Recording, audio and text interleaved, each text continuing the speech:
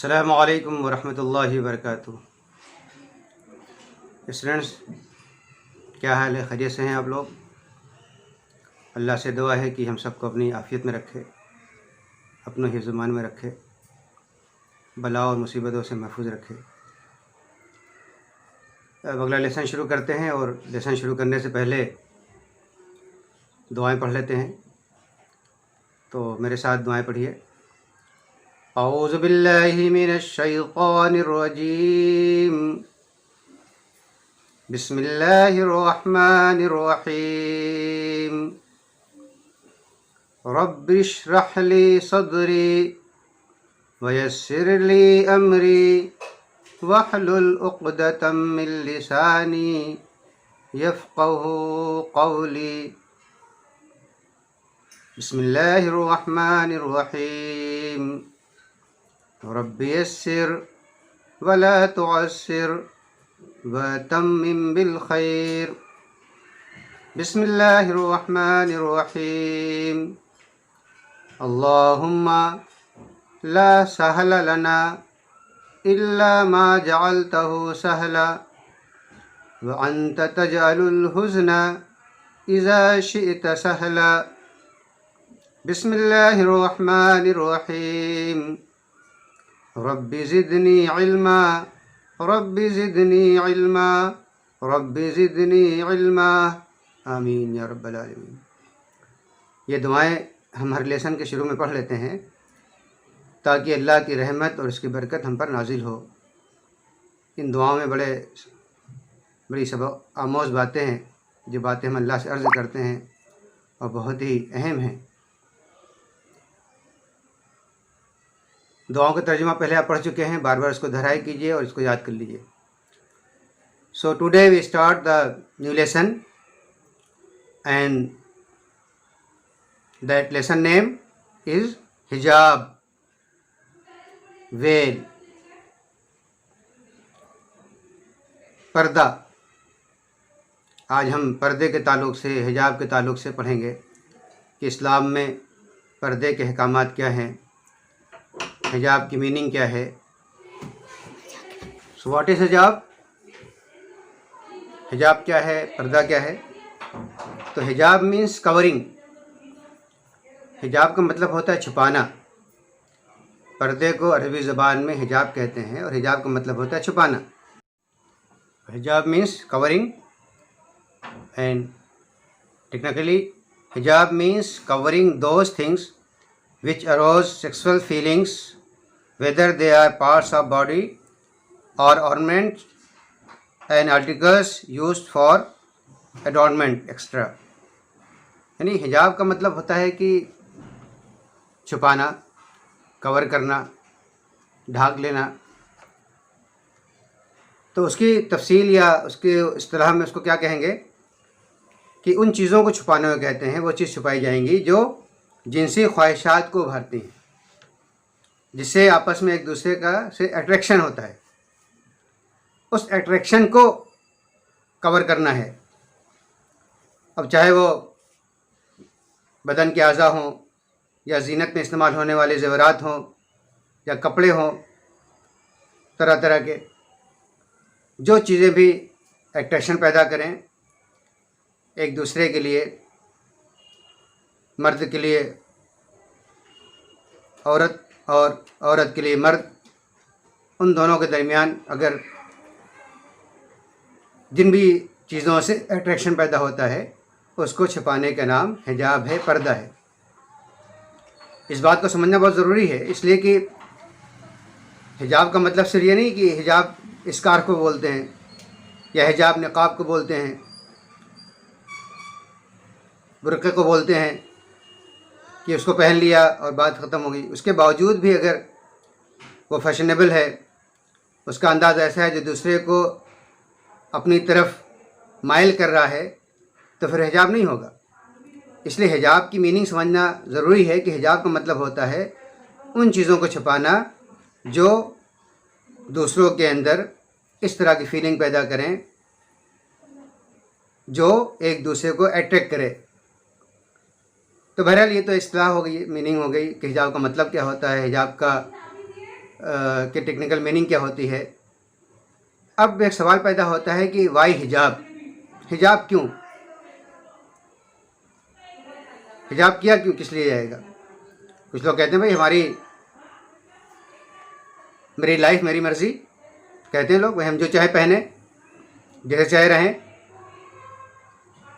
کوئی دوسرا کیوں ہم کو بتائے گا، سمجھائے گا کہ ہم کیا پہنیں اور کیا نہ پہنیں، ہم پردہ کریں پردہ نہ کریں.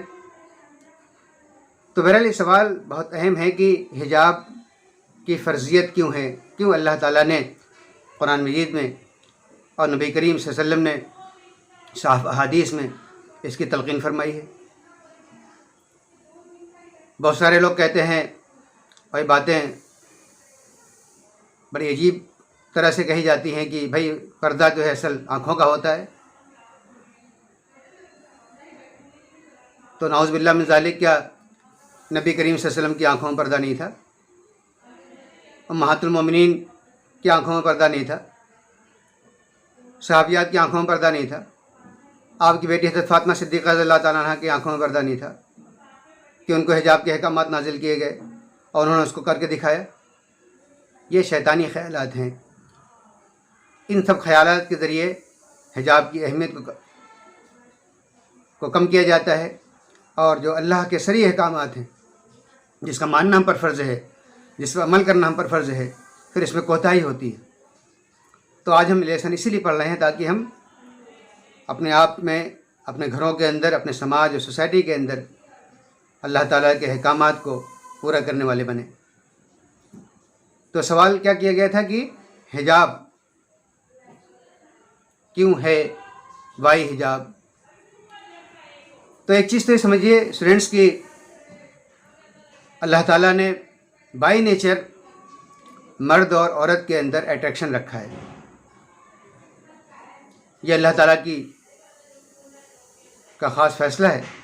جیسے اللہ تعالیٰ نے ہمارے اندر بھوک رکھی ہے، ہم کو بھوک لگتی ہے، ہم کھانا کھاتے ہیں، ہم کو پیاس لگتی ہے، ہم پانی پیتے ہیں، ویسے اللہ تعالیٰ نے کچھ اور فیلنگس، کچھ جذبات، کچھ احساسات رکھے ہیں. اور مرد کے لیے عورت کے اندر وہ فیلنگس رکھی ہے، اور عورت کے لیے مرد میں فیلنگ رکھی ہے. اور اس لیے فیلنگ رکھی ہے تاکہ آگے چل کر کوئی ایک رشتے میں بندھیں. اور اللہ کا جو منصوبہ ہے، اللہ کی پلاننگ ہے کہ انسانوں کی نسل آگے بڑھے اور اس دنیا کے اندر اللہ کا جو منصوبہ ہے وہ پورا ہو. اس لیے لوگ پھر آگے میرج کرتے ہیں، شادیاں کرتے ہیں. اگر یہ اٹریکشن نہ ہو تو لوگ اس جھمیلے میں اس ذمہ داری کو اٹھانے کی تیاری نہ ہو. تو یہ اللہ تعالیٰ کا منصوبہ ہے، اس کے لیے اللہ نے اٹریکشن رکھا ہے، بائی نیچر ہے. لیکن اس کو اعتدال میں رہنا چاہیے.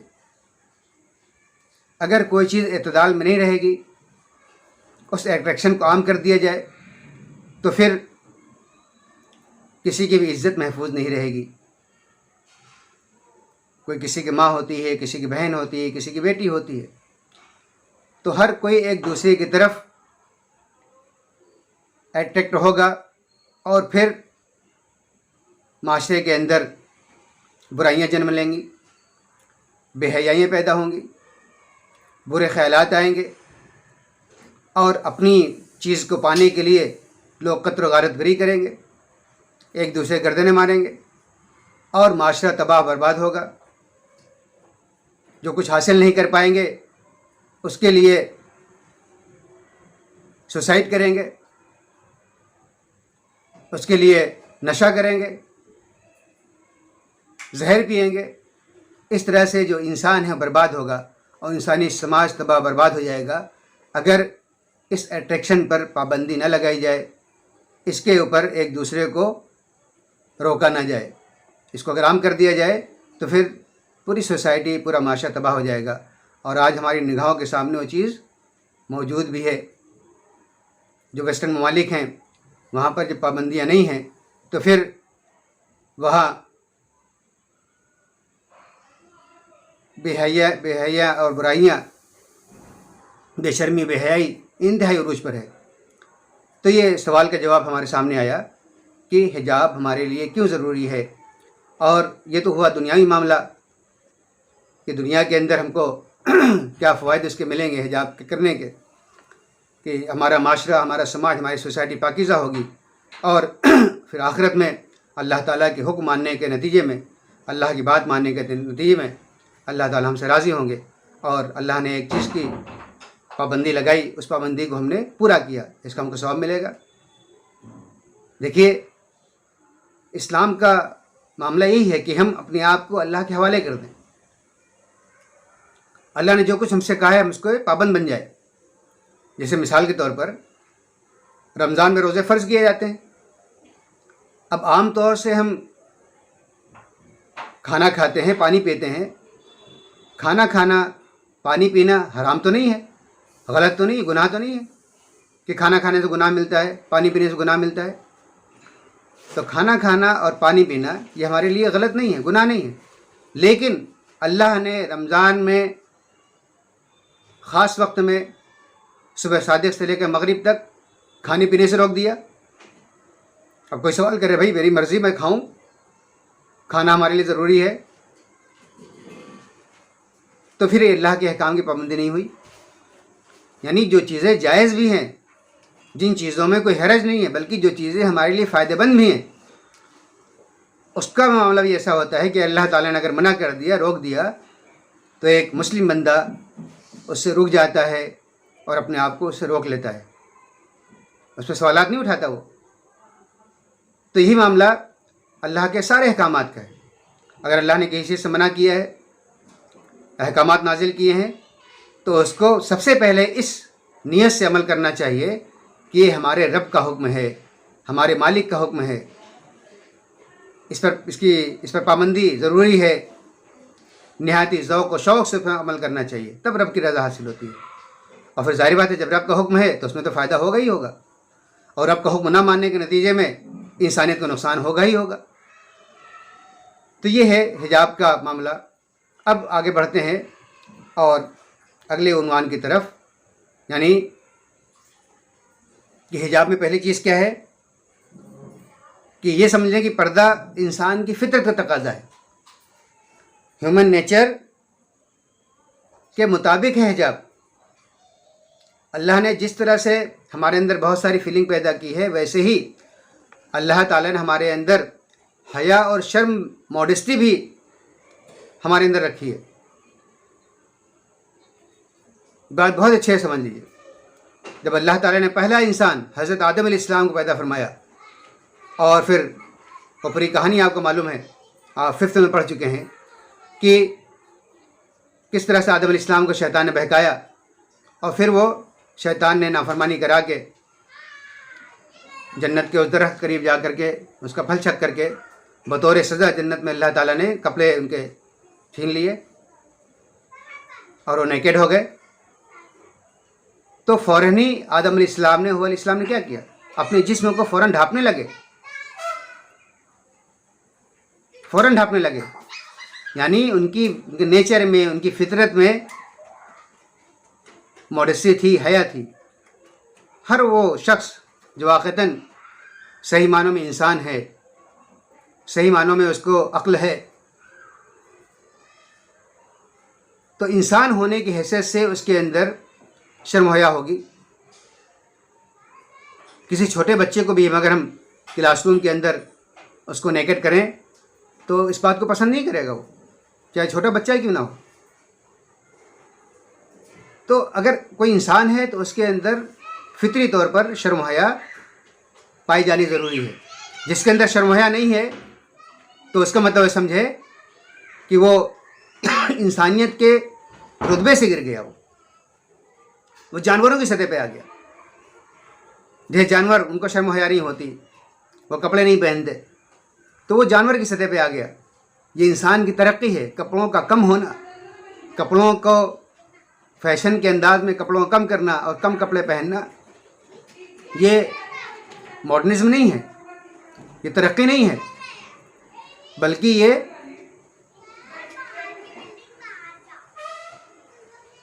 انسان کی سطح سے نیچے آنا ہے،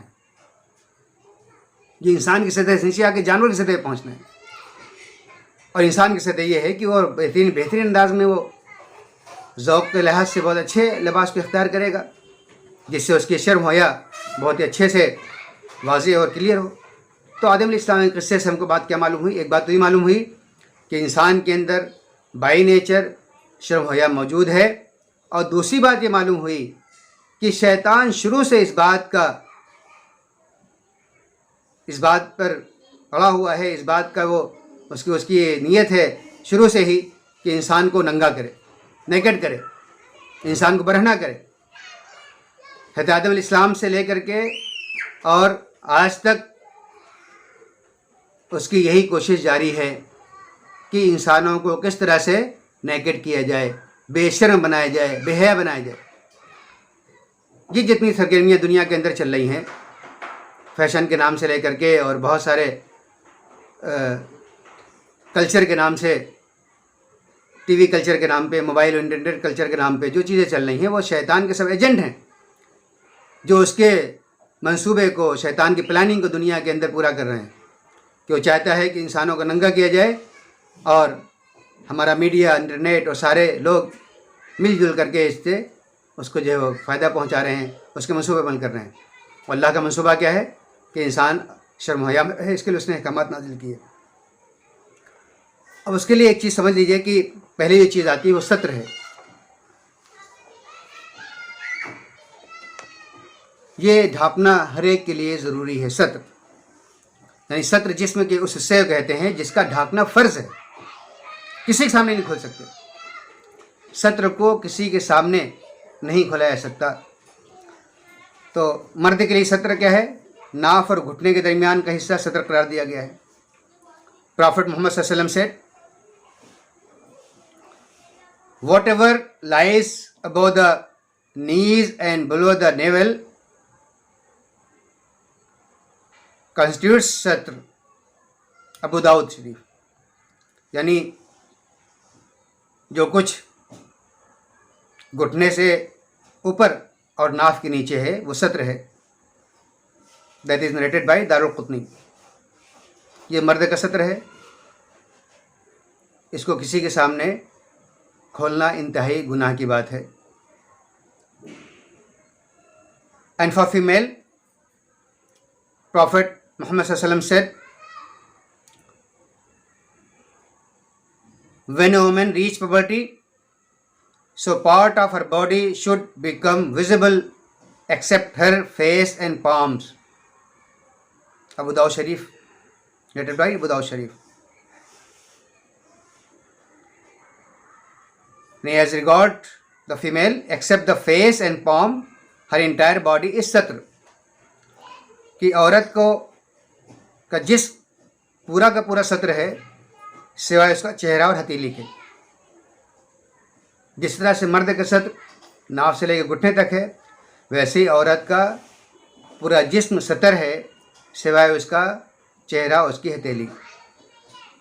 اب اس کے بارے میں اور ڈیٹیل انشاءاللہ آگے پڑھیں گے، لیکن ابھی آپ صلی اللہ علیہ وسلم کی حدیث پڑھ لیجئے کہ ستر آپ نے مرد کے لیے کس کو کہا ہے، عورت کے لیے کیا ستر قرار دیا ہے۔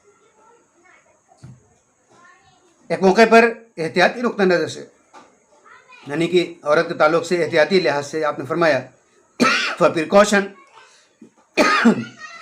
پروفیٹ صلی اللہ علیہ وسلم has called the entire body of woman as satr. What is said? A woman is satr from the head to feet. ایک عورت سر سے پیر تک ستر ہے۔ When she leaves her house, شیطان stays at her. اور جب وہ گھر چھوڑتی ہے تو شیطان اس کو گھورتا ہے۔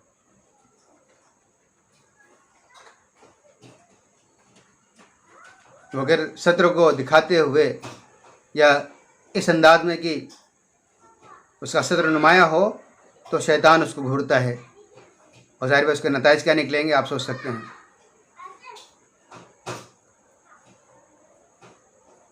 تو اب ایک بات سمجھ لیے کہ شوہر اور بیوی کے علاوہ، یعنی ہے فار ہسبینڈ اینڈ وائف، ان کو تو اللہ نے ایک دوسرے کے لیے لباس بنایا ہے، جس سے لباس ہم ہیں لباس، ویسے ہی عورت ایک دوسرے کے لیے، عورت مرد ایک دوسرے کے لیے، شوہر اور بیوی ایک دوسرے کے لباس ہیں۔ تو شوہر اور بیوی کے علاوہ کسی اور کے سامنے ستر کھولنا درست نہیں ہے، اور نہ کسی کے ستر پر نظر ڈالنا درست ہے۔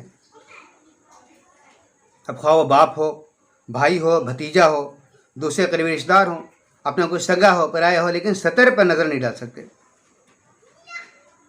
اسٹوڈنٹ سے آپس میں تو ایسا نہیں ہوتا کہ ایک باتھ روم میں کوئی چلا جائے ایک دوسرے سطر پر نظر ڈالے۔ نبی کریم صلی اللہ علیہ وسلم کی ہدایت کے ساری خلاف بات۔ بڑی ہم سے ہمارے اسٹوڈنٹ سے بڑی بیوقوفیاں ہوتی ہیں اس طرح کی، سوچتے ہیں کہ بوائز کے لیے اور گرلس کے لیے اوپن ہے۔ نہیں، منع کیا ہے۔ کیا فرمایا صلی اللہ علیہ وسلم نے؟ آپ نے فرمایا کہ Prophet صلی اللہ علیہ وسلم has said, a man should not cast a glance at another man's satr, nor a woman should cast a glance at another woman's satr. Neither shall two males cover themselves in one piece of cloth, nor shall two females cover themselves in one piece of cloth. That is narrated by Muslim, Abu Dawud, Tirmizi, Ahmad. کہ کوئی مرد کسی مرد کے سطر پر، کوئی لڑکا کسی لڑکے کے سطر پر، یا کوئی لڑکی کسی لڑکی کے سطر پر، یا عورت کسی عورت کے سطر پر نگاہ نہیں ڈالے، اور نہ دوستوں وہ لوگ ایک کپڑے میں رہیں، ایک چادر میں۔ اس سے آپ نے منع فرما دیا۔ اور یہ ساری چیزیں ہم کو بہت ہی اچھے سمجھنا چاہیے۔ آج کے فحاشی بے حیائی کے ماحول کے اندر نبی کریم صلی اللہ علیہ وسلم کی یہ حدیث ہمارے لیے مینارۂ نور ہیں، ہمارے لیے ہماری عفت کی حفاظت کرنے والی ہیں، ہماری حیا کی حفاظت کرنے والی ہیں۔ اس پہلو سے ہم کو بہت اویئر ہونا چاہیے، بہت ہی اپنے آپ کو بچا کے لے کے چلنا چاہیے۔ نبی کریم صلی اللہ علیہ وسلم کی ہدایات پر عمل کرنا چاہیے، ورنہ دنیا کے اندر تو خسارہ ہوگا ہی، آخر اندر خسارہ ہوگا۔ اپنے آپ کو بچا کے لے کے چلنا آج یہی بہت ہی اہم بات ہے۔ تقوی نامی اسی کا ہے۔ ایک موقع پہ حضرت عمر رضی اللہ تعالیٰ نے حضرت ابی بن کعب رضی اللہ عنہ سے پوچھا کہ بتائیے کہ تقوی کیا ہے؟ تو حضرت ابی بن کعب نے کہا کہ کیا اے عمر، آپ کا گزر کبھی ایسی جگہ سے ہوا ہے جہاں کانٹے دار جھاڑیاں ہوں، کانٹے دار پودے ہوں، اور وہاں آپ گزریں تو کیسے گزریں گے؟ تو حضرت عمر صلی اللہ علیہ نے کہا کہ میں اپنے دامن کو بچاؤں گا، اپنے آپ کو بچاؤں گا، بچاتے بچاتے گزروں گا، کہیں کانٹے نہ چپ جائیں ہم کو، کہیں ہمارے کپڑا پھٹ جائے۔ تو ابن کعب رضی اللہ عنہ نے فرمایا کہ یہی تقوی ہے۔ یعنی آج کی دنیا میں جہاں ہر طرف بے حیائی ہے، فحاشی ہے، عریانیت ہے، ننگا پن ہے، اس میں اپنے آپ کو بچا کے لے جانا یہی تقوی ہے۔ اپنے آپ کو بچا کے یہی طرح سے بس آخرت کے راستے پہ ڈالے رکھنا، یہی اللہ کی فرمانبرداری ہے۔ یہ نہیں کہ برائیاں ہیں، آج ہمارے ہاتھ میں موبائل ہے، نیٹ ہے، تو ہم کچھ بھی دیکھنا شروع کر دیں، کچھ بھی کیسے بھی اپنے آپ کو جو ہے وہ بے شرم بنا لیں۔ یہ بات ہمارے لیے قطعی نامناسب ہے، اسلامی تعلیمات کے خلاف ہے، اسی لیے ہم آج یہ لیسن پڑھ رہے ہیں۔ تو آج ہم نے جو ڈسکس کیا ہے وہ حجاب کی میننگ ڈسکس کی ہے، حجاب ہمارے لیے کیوں ضروری ہے وہ ڈسکس کیا ہے، اور پھر اس کی پہلی جو چیز ہے ستر ہے وہ ڈسکس ہم نے کیا، اور یہ بھی کہ شیطان کا منصوبہ کیا ہے اور اللہ کا منصوبہ کیا ہے، شیطان کس طرح انسان کو نیگیٹ کرتا ہے۔ اب انشاءاللہ آگے جو موضوع اس تعلق سے ہیں وہ نیکسٹ ٹائم پڑھیں گے کہ پھر پردے کے احکامات قرآن کے اندر کیا ہیں، اور پھر اس کے تعلق سے اور کیا کیا ہدایتیں موجود ہیں۔ بہت ہی بہترین لیسن ہے یہ، آج کے حالات کے لحاظ سے بھی بہت بہترین ہے۔ اللہ سے دعا ہے کہ ہم کو نبی کریم صلی اللہ علیہ وسلم کی ہدایات پر عمل کرنے کی توفیق عطا فرمائے۔ جزاکم اللہ خیرا، السلام علیکم ورحمۃ اللہ وبرکاتہ۔